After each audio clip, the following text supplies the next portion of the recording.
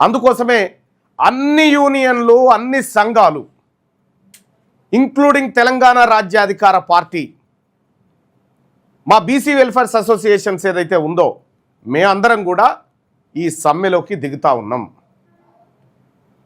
ప్రయాణికులారా,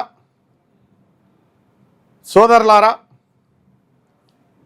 ఇది వేలాది మంది కార్మికుల కన్నీటి వలపోత సమ్మె.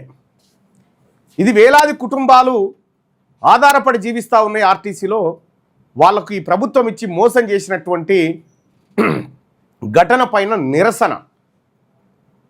రేపు ఉదయం 5 గంటల నుంచి తెలంగాణ రాష్ట్ర వ్యాప్తంగా బస్సులు బంద్ పెడుతున్నాం. బస్సులను ఎట్లా మేము ఆల్టర్నేట్గా నడుపుతాం, ఎట్లా నడుపుతాం మేము కూడా చూస్తాం. సకల జనుల సమ్మెలో బస్సులు ఎట్లయితే ఆగిపోయినో ఇవాళ ఆ పరిస్థితి ఉంటుంది. ఈ రాష్ట్ర ప్రభుత్వం కోరి తెచ్చుకుంటున్నటువంటి కార్యక్రమం ఇది.